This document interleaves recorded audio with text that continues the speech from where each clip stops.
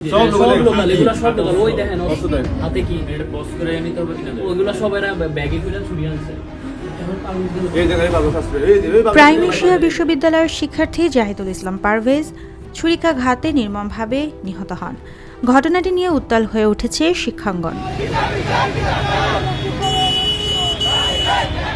অভিযোগ, বনানীতে পরীক্ষা শেষে বন্ধুদের সঙ্গে আড্ডার সময় পাশে থাকা দুই নারী শিক্ষার্থীকে দেখে হেসেছিলেন পারভেজ।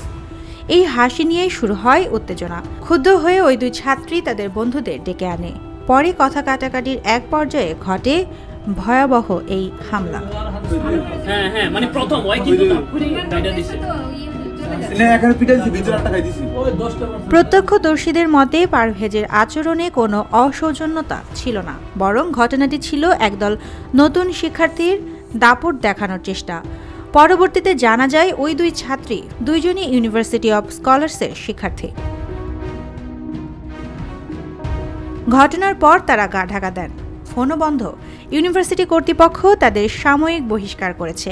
ঘটনার পরপরই বিশ্ববিদ্যালয় প্রশাসন হস্তক্ষেপ করলেও শেষ রক্ষা হয়নি। এই ঘটনায় ইতোমধ্যে গ্রেপ্তার হয়েছে প্রাইম এশিয়ার কয়েকজন ছাত্র এবং স্থানীয় কিছু যুবক।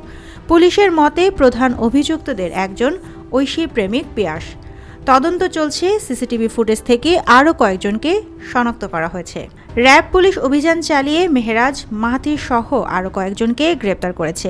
এখন পর্যন্ত 7 জনের মতো আসামি গ্রেপ্তার হয়েছে, 4 জন রিমান্ডে। এই ঘটনা প্রশ্ন তুলেছে শিক্ষাঙ্গনের নিরাপত্তা ও মূল্যবোধের ওপর। পারভেজের পরিবার ও সহপাঠীরা চায় দ্রুত বিচার, সবার সামনে সত্য আসুক। সুবর্ণা মেজাবেন, দেশকাল নিউজ।